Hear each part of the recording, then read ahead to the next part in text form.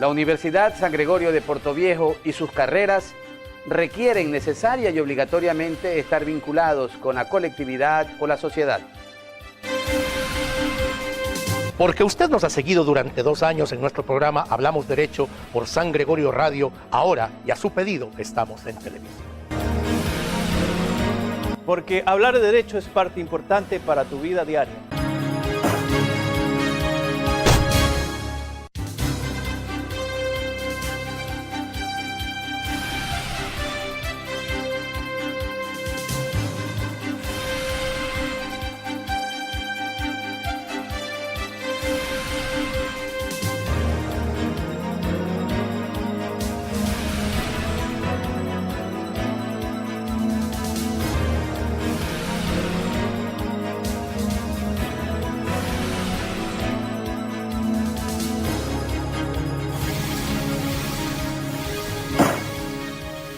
Buenas noches, queridos televidentes.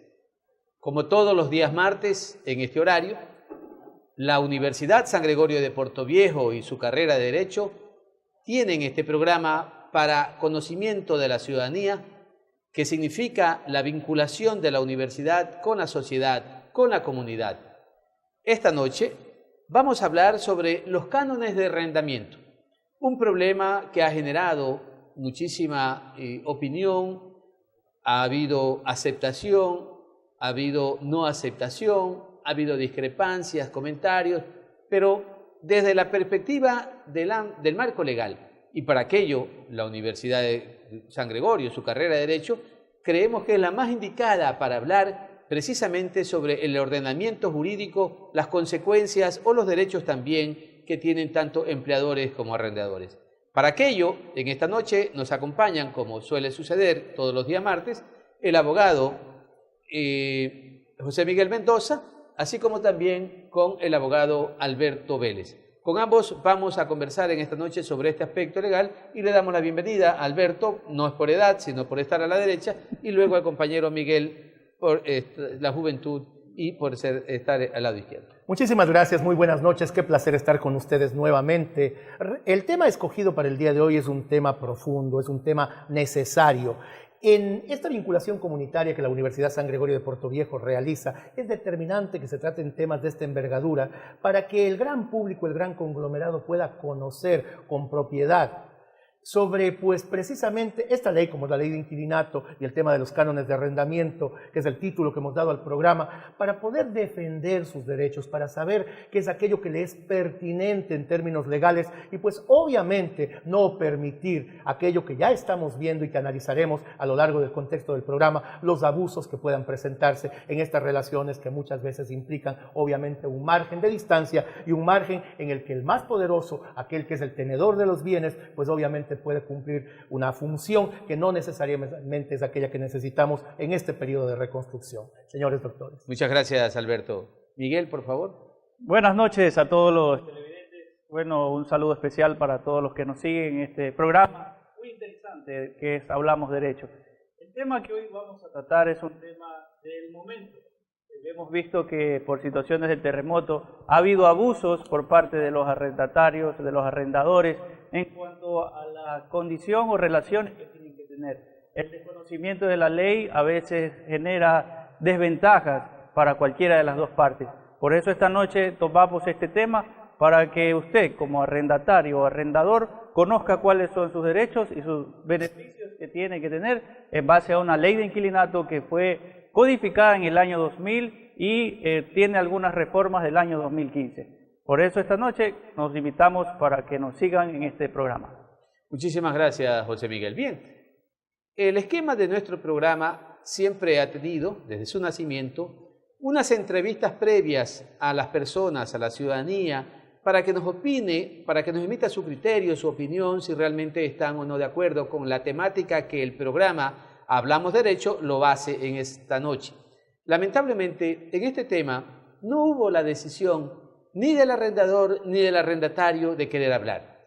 Posiblemente hay temor, posiblemente hay miedo, tal vez desconfianza, no se quieren profundizar en este tema, pero bueno, lo vamos a hacer el programa en esta noche sin los comentarios de la ciudadanía. Sin embargo, tenemos que ya dentro del ámbito del programa específicamente y con esa lamentable ausencia de la opinión ciudadana, Alberto y José Miguel, la situación no es común. Un terremoto no es permanente, no es diario. Y muchísimas legislaciones han omitido tratar problemas como el que nos ocurrió ahora en las provincias de Manabí y Esmeralda, producto de este terremoto donde se derrumbaron edificaciones, viviendas, locales comerciales y donde el ciudadano de a pie fundamentalmente, como decimos muchísimos de las personas en el ámbito local, esas personas de a pie necesitan trabajar el día a día para poder sostener su hogar. Hay muchas personas que también tienen sus recursos económicos, tienen varias propiedades y se les hizo muy fácil llevar sus negocios, sus consultorios, sus estudios jurídicos, todo lo que significa servicios o bienes a sus domicilios. Pero otros que no tienen estos domicilios, otros que no tienen estos locales comerciales, tuvieron que, de una manera desorganizada, tratar de buscar un local. Por lo tanto, ¿qué hacer? ¿Qué consecuencias se originaron desde tu perspectiva? ¿Tienes tú la oportunidad de compartir tu vida diaria tanto en la ciudad de Puerto Viejo como en la ciudad de Manta? ¿Qué experiencias pudiste observar, sin entrar todavía a analizar el aspecto legal, sino que más bien vamos un poco por la periferia dentro del esquema de este programa para que en un segmento posterior podamos analizar ya esas causas de carácter legal? Con mucho gusto, señor doctor, y ciudadanía toda. En el plano personal tuve la oportunidad de constatar, y se lo decía al señor doctor Marcelo Farfán fuera de micrófonos, cómo vertiginosamente los cánones de arrendamiento por artes de birri y birloque se dispararon. Se dispararon graciosamente aprovechando esta situación catastrófica del terremoto. Obviamente, son miles de casas y edificios damnificados, unos que colapsaron completamente, otros que están con esta codificación amarilla, con este semáforo de construcción que alude al estado de las casas y edificios, pero por sobre todo sabemos, y es una realidad plena, que no hay las suficientes edificaciones para albergar a toda la población. Por eso que los refugios están atestados, por eso es que esta forma de vivir a la vera de otras personas, con el familiar, con el amigo, con aquel que nos ha acogido, estas casas de acogida, insisto, con el tema, se han multiplicado. Pero esto a su vez ha generado aquello que yo ya le había comentado al doctor Marcelo Farfán, el arrendamiento de un local en la ciudad de Manta, que hace pocos días se nos había pedido $500. $500. Cuando lo fuimos a ver luego de la catástrofe, resulta que había subido a $1,000. Cosa que es absolutamente inexplicable, cosa que es absolutamente salida de cualquier tipo de entendimiento lógico, de razón pura. No podemos creer que los manavitas terminemos en convertirnos en los peores enemigos de los manavitas. Y aquello pasa por una cosa, señor doctor y señores doctores, creo yo, porque todavía no comienza a aplicarse el tema legal que ya vamos a analizar.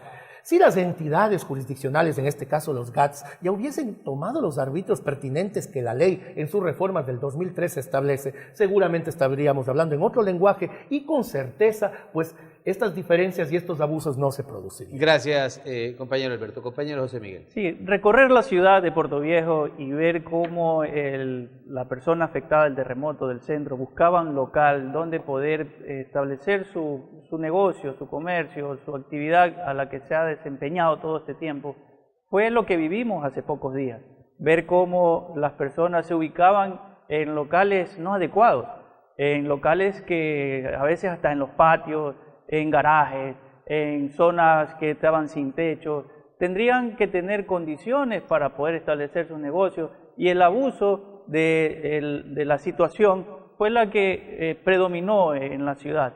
Nosotros vimos y sentimos la queja de muchos comerciantes y personas que estaban buscando locales de arrendamiento que no encontraban las condiciones e incluso exigían garantías adicionales y exageradas. Entonces, hoy día, si tuviésemos esa legislación ya aplicada, como decía Luis Alberto, podríamos tener un derecho y exigir una garantía por parte del organismo de control para hacer cumplir esos derechos. Y lamentablemente en algunos lugares de la ciudad, ciertos comercios que necesitan autorizaciones por carácter de salubridad y todo aquello, tuvieron que expenderlos de manera pública, sin ningún tipo de control sanitario, ¿no? Claro, se dio el tema para que todo el mundo haga lo que quiera, como en la ley sin ley, o sea, sin ordenamiento, y vivimos del momento posterior sin control, sin condiciones, sin derechos y en un marco jurídico que no existía. Es decir, no se respetaron, Alberto. Para nada, señor doctor, de ninguna Dígase manera. usted, farmacias muy contiguas cuando la ley habla Así de es. 500 metros.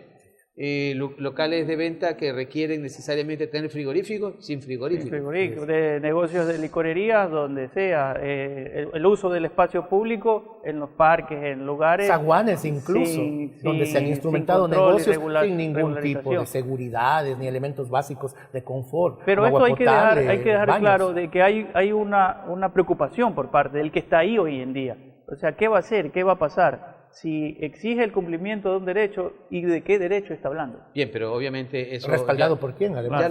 Ya lo iremos comentando en los siguientes segmentos de este programa.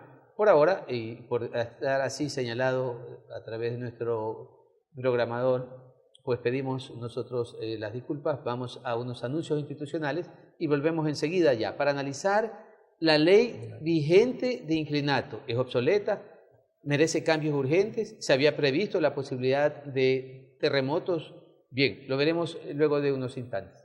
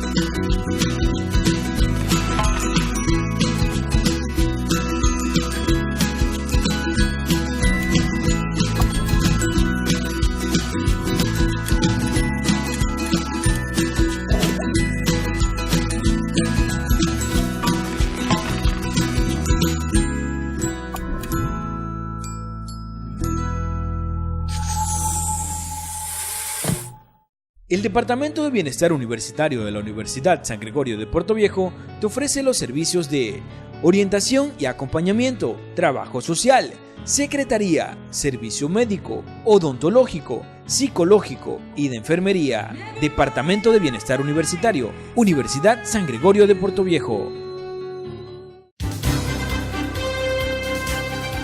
La Universidad San Gregorio de Puerto Viejo y sus carreras requieren necesaria y obligatoriamente estar vinculados con la colectividad o la sociedad.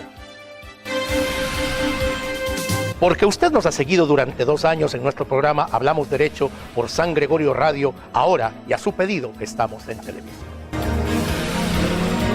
Porque hablar de derecho es parte importante para tu vida diaria.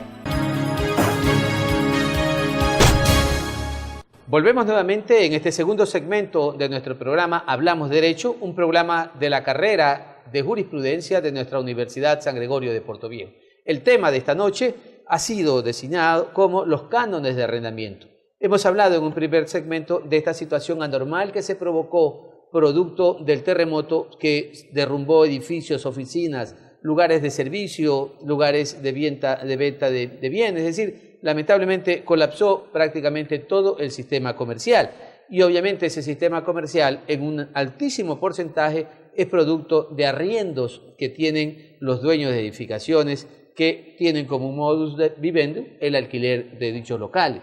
En consecuencia, esas relaciones se han visto totalmente golpeadas, arrendador y arrendatario, arrendadores que salieron sin terminar legalmente o inquilinos que terminaron sus relaciones sin pedir consentimiento ni notificación de terminación porque el terremoto los obligó a hacerlo. Arrendadores que no pueden cobrar esas pensiones porque salieron sus inquilinos.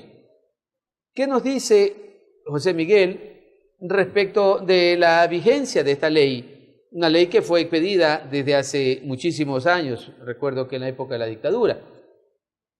Sigue siendo vigente, ha tenido varias aportaciones, varias codificaciones, pero que han sido muy periféricas y que no han visto una realidad de lo que ocurre como un problema social entre el arrendador y el arrendatario. Doctor, nos encontramos ante una ley que tiene desde su creación, usted sabe que la actividad comercial ha sido histórica, hemos tenido muchos años esta ley, pero tiene una codificación en el año 2000, porque tenía varias partes en diferentes códigos. Entonces se codificó en el año 2000 y hoy en día tiene dos reformas, una en el 2013 y otra en el 2015. Es parte del ordenamiento jurídico ecuatoriano, entonces su vigencia establece una exigibilidad de cumplimiento por parte del ciudadano y de los organismos de control llevados, según la ley, a generar departamentos que registren contratos, fijen pensiones y establezcan las relaciones entre arrendatario y arrendador. Entonces, hoy día tenemos una ley que está vigente, pero no podemos decir que es eficiente porque para nuestra consideración está obsoleta e incluso revisamos que tiene enunciados en sucres todavía, doctor. Entonces, ese es un tema importante que tendríamos que analizarlo. Gracias, José Miguel. Alberto. Efectivamente, coincido plenamente con José Miguel. Pienso que aquí hay que determinar varios elementos fundamentales. Como bien decía el doctor Farfán, esta es una vieja ley. Una ley que obviamente funcionaba en su momento y funcionaba en un espacio determinado cuando todavía las ciudades no eran grandes conglomerados, no existían las megápolis que hoy en día tenemos. Cierto es que luego en el 2000 se hace una nueva codificación de la ley de inquilinato sin modificaciones trascendentes y luego en el 2013 se hacen reformas que parecían ser importantes, que parecían ser determinantes, salvo, ¿por qué? Porque han quedado simplemente en letra muerta, no se han podido llevar al campo de la acción. La Asamblea Nacional, en atribución de aquellas facultades que le concede la Constitución, el artículo 84, el artículo 118, el artículo 120, legisla modificando esta ley de inquilinato, asimismo para darle cumplimiento a lo que dice el artículo 30 de la propia Constitución.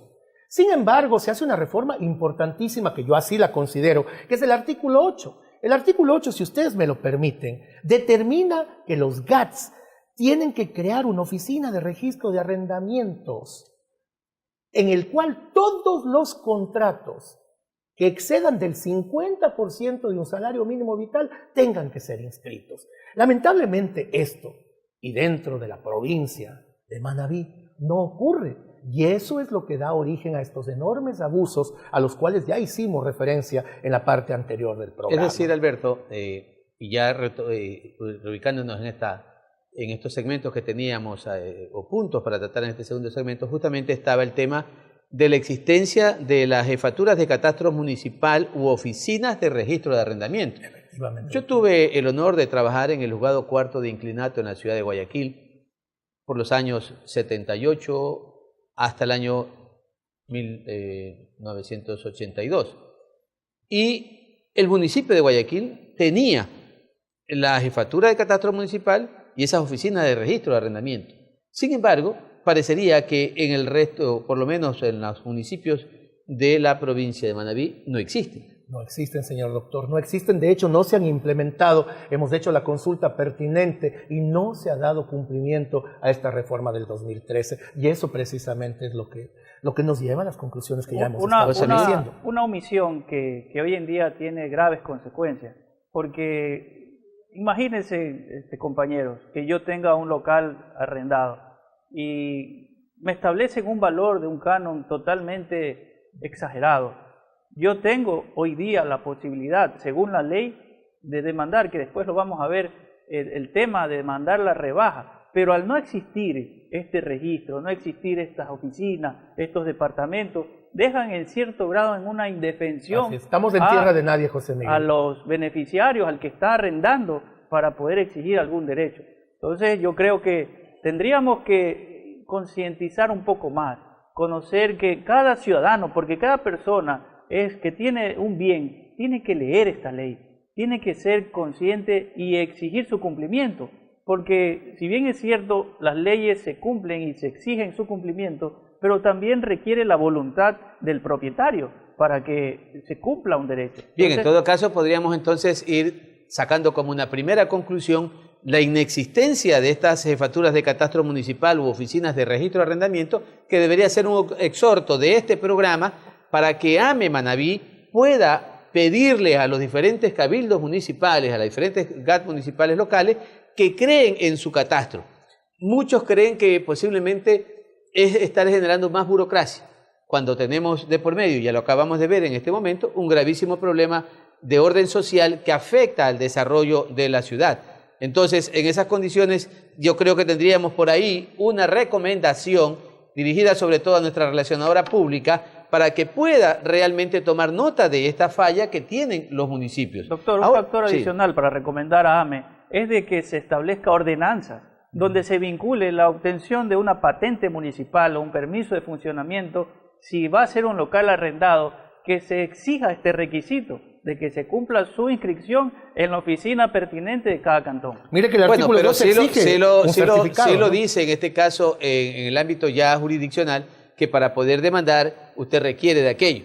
Lo que no lo que claro, se hace... pero debería recomendarse que en la parte administrativa, en la vía administrativa, cuando usted va a sacar un permiso de funcionamiento o una patente municipal, se exija, o sea, usted va y lleva un contrato simple y a veces hasta por esa les dan un permiso. Veamos, José Miguel, el tema de la fijación de pensiones rápidamente, para no agotar, para lograr aprovechar los minutos que tenemos de este segmento. La fijación de pensiones, ya lo habló Alberto, lo señala el artículo 10, me parece, ¿no? Así es. De la ley de inquilinato, respecto del valor. Sí. Alberto. Se supone, digo, porque aquello no se cumple, que debería ser la 12ª parte del 10% del avalúo del bien. Es decir, si tenemos un bien que cueste $100,000, tendremos que sacar el 10% y dividirlo para 12 y tenemos el valor máximo que debemos cobrar. Pero es en este momento, señor doctor, que precisamente aquello no se está respetando. Y quería, para no dejar en el aire aquello que estábamos anotando hace un momento, si usted me lo permite. Siga. También otra cosa importante que está haciendo falta es el tema de las garantías. El artículo que estábamos nombrando, el artículo 8, que fue reformado en el 2013, luego lleva también a la determinación de que estas garantías sean depositadas en el Banco de Fomento. Actualmente se está manejando de manera arbitraria. Uno tiene un bien y recibe directamente esos valores, hace con ellos lo que quiere y al terminar el contrato de arrendamiento se devuelve o no se devuelve. No se devuelve en la práctica. No se devuelve en la práctica. El rato que existe esta oficina de registro de arrendamientos, obviamente esto va a cambiar, puesto que ese dinero no lo va a manejar nadie, sino que va a estar en una institución y uno lo puede obviamente recuperar una vez que ha demostrado que el bien se encuentra en excelentes condiciones. Exactamente, que no ha habido deterioraciones y entonces el arrendador está en la obligación de devolvérselo. Es costumbre, doctor, de que el último mes de arriendo lo usan con la garantía, lo que no es legal porque hay requisitos para poder devolver. Y veamos entonces rápidamente, José Miguel, el tema de la rebaja de pensión.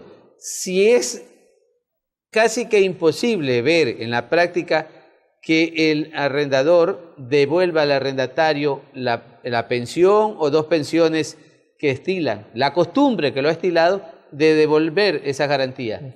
¿Usted cree que en la práctica también se ve demandas de devolución de cánones de arrendamiento por exceso del arrendador? Bueno, doctor, en la práctica no ha de existir porque no se ha cumplido con estos requisitos. Usted sabe que el juez, para aceptar una demanda, para admitir una demanda, tiene que ver que se cumplan los requisitos en la ley. Y para que proceda la presentación de la demanda, tendría que tener la fijación del canon, tendría que tener el tema de la inscripción del contrato.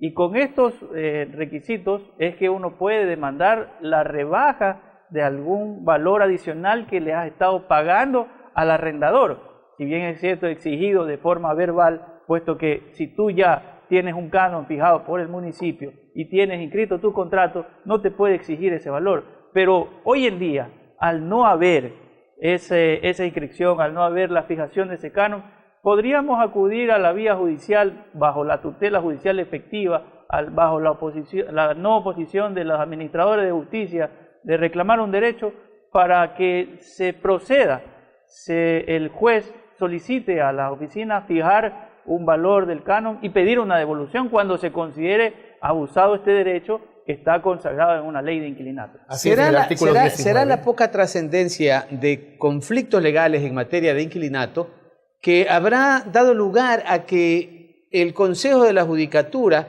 y obviamente también la Asamblea Nacional, ante el pedido de este proyecto de ley que hoy está en vigencia, el COGEP, y que antes incluso de la existencia del COGEP ya se había eliminado los juzgados de inquilinato en el Ecuador para volverlos a ser juzgados multicompetentes? La experiencia que yo tengo en 6 años de haber laborado en el juzgado cuarto de inquilinato de Guayaquil era asombroso. En Guayaquil los problemas y los conflictos de carácter legal en materia de inquilinato son inmensos.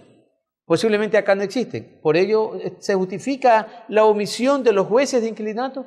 De ninguna manera, doctor. Yo tuve la experiencia, al igual que usted, de ser empleado judicial en Quito desde el año 80 hasta el año 89, mientras fui estudiante y aún cuando ya había egresado. Trabajé en la oficina de citaciones y también tuve la oportunidad de tener varios juzgados de inquilinato a la mano, y los conflictos, conforme lo conversábamos con los compañeros, eran permanentes y la gente tenía la facilidad de acudir ante el juez de aquella instancia, pues para dilucidar todos los problemas que pudieran surgir en este orden de cosas.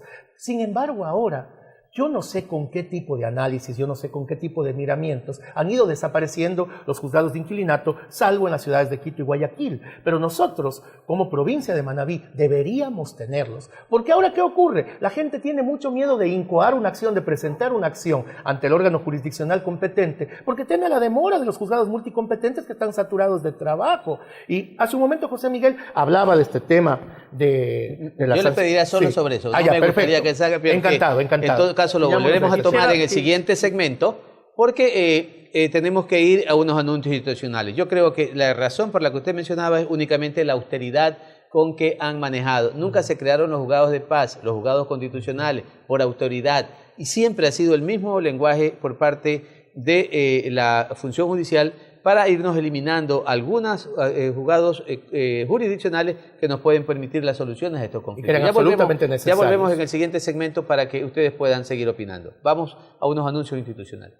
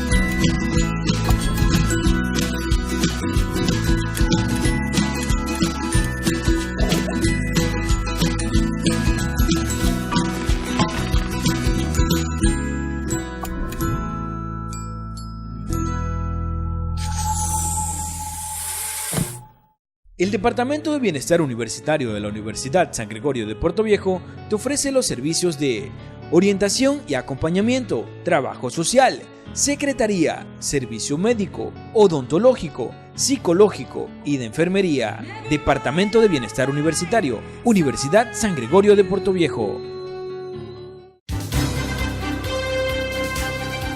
La Universidad San Gregorio de Puerto Viejo y sus carreras requieren necesaria y obligatoriamente estar vinculados con la colectividad o la sociedad. Porque usted nos ha seguido durante 2 años en nuestro programa Hablamos Derecho por San Gregorio Radio, ahora y a su pedido estamos en televisión. Porque hablar de derecho es parte importante para tu vida diaria. Volvemos con este tercer segmento de nuestro programa Hablamos Derecho. Un programa que en esta noche lo estamos definiendo como los cánones de arrendamiento, problemas, consecuencias, situaciones de carácter especial producidas luego del terremoto del 16 de abril. Y estábamos analizando precisamente el contenido de esta ley de inquilinato, que muchos pueden decir que es una ley totalmente vetusta, es una ley anticuada, no dada a la realidad. Pero la realidad que existe es que hemos visto que existen necesidad de la inscripción en el ámbito jurisdiccional tanto de las demandas como una oportunidad para que los inquilinos, los arrendatarios, puedan demandar al arrendador. ¿Cuál es su criterio, José Miguel? Bueno, doctor, yo creo que la importancia de inscribir los contratos de arrendamiento tiene su peso dentro de un proceso al proponer la demanda. Se fundamenta en la tutela judicial efectiva, pero ¿no? recordemos que en la misma ley habla de que se puede presentar la demanda cuando hay contrato verbal. Recordemos que la ley, por ser obsoleta y por tener ciertas codificaciones, habla como que permite, y tenemos la tutela judicial efectiva, que no se podrá sacrificar la justicia por la sola omisión de cumplimiento de omisiones y formalidades. Pero el juez legalista, como sigue hasta ahora, si no tiene la inscripción en el registro mandará municipal, a completar la demanda. y de hecho lo hace. Siempre lo hacen, así es. Entonces, por falta de cumplimiento de requisitos, podría generarse un incidente que no es necesario para poder establecer el cumplimiento de algún derecho ante algún juez. Pero tenemos que hay la potestad del contrato verbal, que para efecto deberá el arrendador o el arrendatario declarar bajo juramento ante un notario en forma previa antes de presentar la demanda para poder hacer exigir sus derechos. Recordemos que son derechos que están en una ley y que tendría que un juez aplicarlos conforme lo dice esta ley de inquilinato. Si bien es cierto, una rebaja de pensión alimenticia, una devolución de garantías, tendría que establecerse el derecho del juez. No podría sacrificar esta justicia porque no está inscrito. Ese es mi criterio, doctor, en cuanto a la tutela judicial efectiva de los contratos de inquilinato que no están inscritos y que son verbales. Gracias, José Miguel. Se ha mencionado por parte suya, Alberto, desde el inicio del programa, lo dijo en su presentación, de que había observado, había sentido ese cobro excesivo de pensiones de arrendamiento. ¿Qué aspecto legal usted me encuentra en esa ley de inquilinato respecto de esto que anunció incluso desde el inicio de este programa? Así es, muchas gracias, doctor. Bueno, realmente partamos primero de la obligatoriedad de inscribir todo contrato cuando éste exceda del 50% de una remuneración básica, que estamos en 360, es decir, cualquier contrato de $180 para arriba debería ya inscribirse. E inscrito como está y respetando el tenor del artículo 10, cualquiera que cobre en exceso valores que vayan más allá de este monto que ya hemos señalado, hay dos posibilidades. Acudir al órgano jurisdiccional naturalmente para que sancione o con 1 mes de multa del canon establecido, y por otra parte existe la posibilidad de pedir la devolución de los cánones excesivamente cobrados. Dado aquel valor, que ya lo dijimos en la parte anterior, la 12ª parte del 10%, cualquier exceso de aquello ya da lugar a que se imponga esta multa del artículo 19, y por otra parte que el arrendatario pueda pedir también la devolución de lo excesivamente cobrado, que eso me parece muy importante y que lamentablemente la ciudadanía no lo hace por temor o porque no conoce cuál es la vía por la cual ha de hacerlo, y también aquello que ya tocamos, doctor, y usted lo trajo a colación con mucho acierto, el que hemos ido perdiendo, y sí lo digo con mucho dolor, perdiendo herramientas jurisdiccionales válidas como la posibilidad de tener juzgados de inquilinato específicos y que la gente no tenga que esperar pues hasta las calendas griegas para ser atendido por un juzgado multicompetente o un juzgado civil si aquel no hubiere. José Miguel, y gracias, Alberto. La ley habla de esa terminación anticipada de arrendamiento o terminación anticipada del contrato, para ser más específico. Lo dice esta ley que hemos considerado que al final es obsoleta, el artículo 30 de esta ley de inquilinato. Pudiera haberse dado el caso, de hecho conozco de la actitud de algunos arrendadores, de que dijeron: el terremoto me ha afectado el edificio, por favor le pido que salga del local. Pero claro, se pidió la salida del local de ese inquilino. ¿Por qué? Porque tras bastidores estaban la oferta de nuevos inquilinos que querían pagar un poco más. Incluso se ofrecían hasta pagar indemnizaciones por la terminación, solo basado, repito, en esta causal que habla del peligro de la destrucción del edificio. ¿Sí, no? Conocí también deposiciones y que por no olvidarme de alguno de ellos, pero de lo que conozco, hay muchas personas que dijeron: no, yo soy un hombre respetuoso y no voy a desalojar mis inquilinos. ¿Qué criterio le merece a esta terminación anticipada que señala esta ley obsoleta? Bueno, la ley lo establece. Hay diferentes formas de terminar en forma anticipada el contrato de arrendamiento. Esta que acaba de leer usted es un literal del artículo 30, que cuando haya el peligro de destrucción, ya que tengamos esa percepción de que el bien inmueble puede caerse por alguna circunstancia de fuerza mayor, como es el tema del terremoto, o tal vez otra situación que ya genere un acto de administración, de la administración pública, pero lo aplican, lo pueden aplicar. Pero lo que estamos analizando es la falta de un derecho, de cómo tú exiges ante un juez de que esa condición se cumple para poder terminar anticipadamente ese contrato de arrendamiento. ¿Ante quién vas? ¿Qué procedimiento debes seguir? Si bien es cierto, hoy día la ley habla de que el procedimiento es sumario, ¿ya? Y con la entrada en vigencia del COGEC, del Código de... Que en nuestra provincia y que por el tema del terremoto no entrará sino hasta el mes de noviembre del 2016, así que no hablemos de esa expectativa Tenemos todavía. que esperar, además de eso, ya hablar de sumario es de un procedimiento rápido. Esperemos que entre en vigencia el COGEP para que cumpla esa eficiencia, este procedimiento. Pero se puede aplicar el artículo. ¿Qué pasó ahora? Pues, a ver, ¿a dónde se llega esa tutela judicial efectiva? Me pidió el arrendador y tengo la obligación de entregarlo.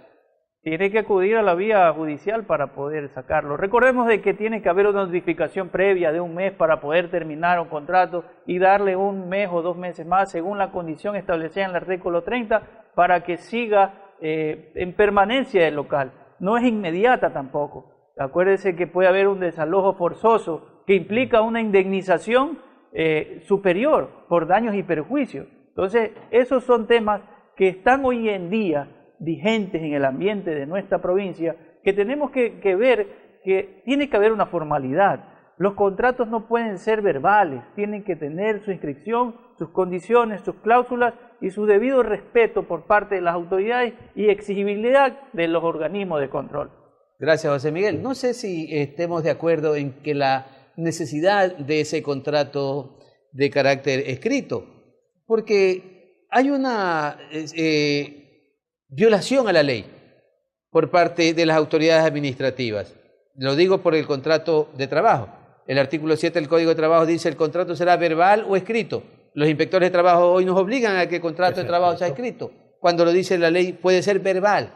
Asimismo, si el contrato de arrendamiento no se exige en la ley que sea escrito, ¿qué pasa? ¿Por qué la solicitud de Miguel de que sea por escrito?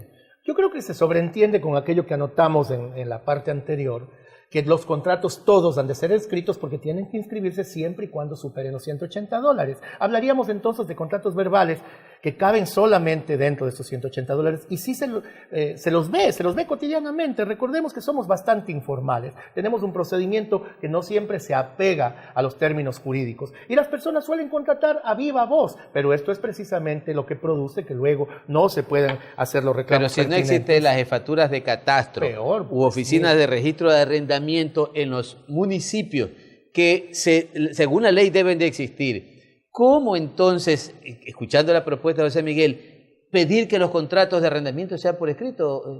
¿Quién tiene que cumplir con la ley? De acuerdo con el artículo 226 de la Constitución, señala que todas las instituciones del Estado están en la obligación de cumplir con sus competencias señaladas. Ahí está una competencia que no se cumple. Sin embargo, en el derecho privado se puede hacer todo menos lo que la ley exige, o que la ley prohíbe, perdón. En este caso, si la ley de inclinato no nos dice que los contratos de arrendamiento deban ser por escrito,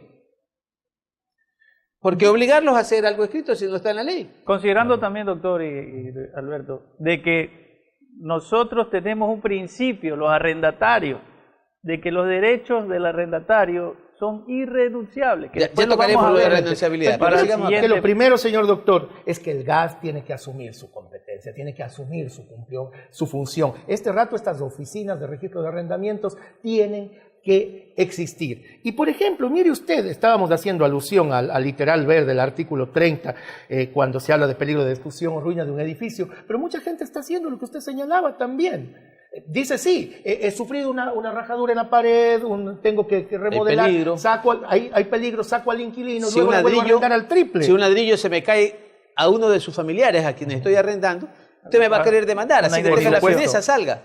Y obviamente no existe una norma adecuada. Eso es lo que conversábamos también extra micrófonos. Es necesario reformar la ley para que asuma responsabilidad frente a estas contingencias, a estos hechos como el terremoto. Ninguna de nuestras leyes prevé el hecho de que suceda una cuestión como la que nos acaba de suceder en el 16. Pues es imposible. Y por eso el literal B tiene fallas terribles. No se dice cómo, no se dice cuándo, no se dice en qué tiempo. Sabemos que hay que practicar la notificación, eso no se hace. Esto se va a caer, estamos diciendo en estos tiempos, simplemente para arrendar en el doble o en el triple, doctor, lo cual me parece terrible. Muy bien, muchísimas gracias. Vámonos a ir al cuarto y último segmento de nuestro programa Hablamos Derecho. Y creo que ya hasta estos momentos hemos ido recolectando algunas conclusiones interesantes que valdría que la carrera de Derecho proponga, repito, en materia de inquilinato, a la Asociación de Municipalidades para que puedan, una vez que hemos sentido este gravísimo problema en las provincias de Manabí y Esmeralda, pues que pongamos también en el ejercicio del cumplimiento de las competencias por el bienestar de los ciudadanos. No solo debe pensarse en el sector público, debemos pensar también en los sectores ciudadanos. Así que en ese sentido ya tendríamos una recomendación interesante, pero volveremos después de estos últimos anuncios institucionales.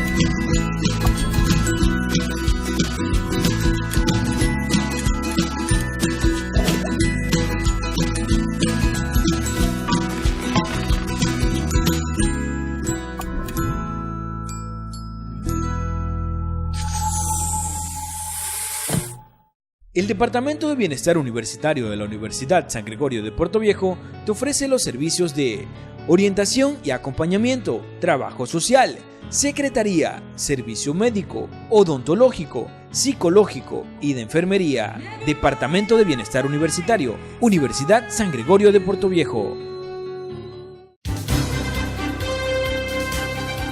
La Universidad San Gregorio de Puerto Viejo y sus carreras requieren necesaria y obligatoriamente estar vinculados con la colectividad o la sociedad. Porque usted nos ha seguido durante 2 años en nuestro programa Hablamos Derecho por San Gregorio Radio, ahora y a su pedido estamos en televisión. Porque hablar de derecho es parte importante para tu vida diaria. Volvemos en este último segmento de nuestro programa Hablamos Derecho. Los 2 últimos segmentos que hemos venido tratando ha sido respecto de la vigencia de esa ley de inquilinato que la consideramos de alguna manera caduca. Hemos visto también que los municipios deben de obligatoriamente crear las jefaturas de catastro o las oficinas de registro de arrendamiento, que la función judicial tiene que darle un espacio también a los juzgados de inquilinato para que traten esta materia y no caigan en ese gran saco donde se tramitan todas las causas porque se vuelven multicompetentes y que al final el tema de la vivienda, que es un tema de orden social y que debe tener prioridad en el tratamiento, tal como lo señala la Constitución, mantiene la misma lentitud que cualquier otra causa que puede ser de índole particular. Entonces, en ese aspecto, vamos a hablar sobre la prescripción de esos derechos de los inquilinos y también la prescripción de los derechos también del arrendador. Entonces, la ley nos habla de esa prescripción. Sí, doctor. La ley nos dice que tenemos 6 meses para demandar la devolución de algún valor que se ha cobrado por adicional. Lo exagerado. Exagerado. Y de 2 años para las demás situaciones relacionadas al contrato. Entonces, es un tema que nos da mucho tiempo y un tiempo suficiente para poder acudir al juzgado con relación a la sumatoriedad del procedimiento que debe seguir el juez en este tipo de contratos o este tipo de materia de lo que es la ley de inquilinato. Entonces tenemos plazos que la ley lo señala que son muy reales, que podrían considerarse no obsoletos, sino vigentes, porque todo lo que le ayuda a exigir un derecho que tenga larga data permite una tutela más efectiva. Entonces yo creo que el plazo es suficiente y 6 meses son considerables para poder exigir la devolución de un valor, y 2 años para las otras materias, totalmente de acuerdo para este tipo de contratos. Sabemos ya entonces el marco legal o el plazo para poder evitar que se genere la prescripción de los derechos del inquilino y también los derechos del arrendador. ¿Qué confianza tendríamos nosotros desde la ciudadanía, desde la academia, en que esos derechos de prescripción puedan ser evitados por ambas partes? Bueno, existen siempre mecanismos para darle una vuelta, para generarle un sesgo a la ley. Pero en esto sí incide el hecho de que no existan los juzgados de inquilinato. Yo creo que esto es determinante. Los términos de prescripción obviamente corren y hay que reclamarlos para que ellos tengan ejecutividad plena. Sin embargo, yo creo que hay algo importante. La gente desconoce cómo siquiera demandar, señor doctor. Por eso sería muy importante que nosotros hagamos la cita del artículo 42, que es el que establece cuál es el procedimiento que se ha de seguir. Recordemos que antes los juicios de inquilinato debían manejarse por la vía verbal sumaria. Ahora el artículo 42 dice que el trámite de las controversias, las acciones sobre inquilinato, comodato y anticresis se tramitarán en juicio oral ante la jueza o juez de inquilinato y relaciones vecinales del respectivo cantón o de quien haga sus veces, sin perjuicio de acudir a los mecanismos alternativos de solución de conflictos. No hay juzgados de inquilinato, hemos de entender que el juzgado multicompetente civil o el juzgado civil en su defecto tendrán que recibir estas causas dentro del mismo contexto, es decir, del juicio oral. El COGEP todavía no se aplica aquí, entonces, ¿a qué norma, señor doctor, deberíamos acogernos para que podamos instrumentar estas demandas de estas acciones a las que tiene lugar tanto el arrendador cuanto el arrendatario? Sigue vigente el Código de Procedimiento Civil durante estos 6 meses, hasta que no entre el COGEP. Pero esta norma es del 2013 y ya manda el procedimiento oral. Entonces, yo entendería como abogado, no sé cuál sea el criterio de ustedes, estimados colegas, que ya desde el 2013 debimos habernos manejado por esa vía y de lo que yo conozco no se hace de esa forma. José Miguel, agradeciéndole a nuestro querido amigo Alberto, pero ahí hay una inquietud de carácter legal. Sí, son sumarios, pero no está en vigencia el COGEP. O sea, nos encontramos ante un problema de ejecución, pero más no, porque... Pero si esta ley es tan antigua y habla del sumario, y no se había ni siquiera tenido la posibilidad de hablar de ese código COGEP. Se han venido tramitando ante los juzgados multicompetentes porque se eliminaron los juzgados de inquilinato aduciendo poca actividad de parte de la ciudadanía de hacer demanda y poca actividad de los jueces en resolver las pocas que existían. Entonces se unificó. Ese fue el criterio de austeridad que se plantearon. Entonces... Recordemos que, o sea, una sugerencia en estos momentos, para poder establecer, ya como vemos que tenemos procedimientos largos, no tenemos un juez en la materia, entonces una sugerencia podría establecerse para el arrendador y arrendatario, es que se establezca una cláusula de controversia para que puedan acudir a los centros de mediación y de arbitraje y se establezca algún juez competente como es el arbitraje o el mediador que establezca las condiciones para que pueda resolverse algún problema en materia de inquilinato, sin considerar de que en dichos contratos la ley va inmersa para su cumplimiento, o sea, también los árbitros que se establezcan en estas cláusulas tienen que ver los derechos establecidos en la ley de inquilinato. Esa es una opción para poder acudir en este momento, pero tenemos que esperar a que ya entre en vigencia el COGEP, porque la oralidad... Hasta aquella época se ha perdido ya todo el interés en 6 meses de cualquier inquilino de querer plantear una demanda. Eso es una Así realidad. Que esa solución yo no creo que sea tan conveniente plantearla. Una inaplicabilidad de la ley, digo yo. Bien, Alberto, yo una preguntita, pero tienen exactamente 1 minuto cada uno de ustedes. Con 1 minuto. Les pregunto yo, un inquilino que alquilaba su local porque prestaba todas las condiciones y por causas del terremoto se provocó la destrucción integral, colapsó su edificio. ¿Ese inquilino tendrá derecho a plantear alguna indemnización al arrendador? Yo pienso que no, doctor. Yo pienso que no. Pienso que el arrendador obviamente tiene que notificarlo para sacarlo, realizar los arreglos correspondientes, pero ante causa mayor yo pienso que no habría la posibilidad de que el inquilino inicie una acción para ser resarcido en sus intereses. Gracias, Alberto. Recordemos, señores televidentes, que hay una eximente de responsabilidad del Código Civil que por caso fortuito fuerza mayor no es susceptible de indemnización. Hay otras posibilidades como vicios irredebitorios para algún tipo de contrato, pero no de esta materia. Entonces, ese es otro tema que quizás podríamos conversarlo en próximos programas. Y finalmente, si el arrendador nuevamente edifica, ese inquilino tendrá derecho a querer ocupar ese local comercial, ¿sí o no? Porque estaba en el centro, sufrió las pérdidas y hoy quiere retomar su negocio. ¿Cree que habría un derecho adquirido a seguir teniendo la calidad de inquilino? Ahí hay un vacío legal y debería haber una reforma específicamente al artículo 30, porque vimos que el literal B establece que se lo puede sacar por estos arreglos, todo, pero una vez realizados los arreglos no dice absolutamente nada sobre retomar ese mismo local. Por lo tanto, debería hacerse una reforma, pienso yo, al artículo 30 en cuanto a su literal B. Ese fuera en el caso de solo los arreglos, pero en el caso de haber colapsado el edificio, ¿no? Digamos un ejemplo cualquiera, un edificio central. Ahí en la parte... diríamos en la parte baja había una persona que alquiló, perdió todos sus bienes y luego el dueño edifica nuevamente. ¿Habría alguna medida de compensación para que esa persona nuevamente pueda poner su negocio ahí? En términos legales que yo conozca, doctor, podría equivocarme, pero no, definitivamente no, porque es un nuevo bien que nuevamente estaría sometido a un régimen jurídico diferente. Yo también considero que no, por la simple razón de que cuando se termina un contrato, se termina la relación entre partes. Entonces no es posible establecer algún vínculo o algún cordón que genere en base a un contrato terminado.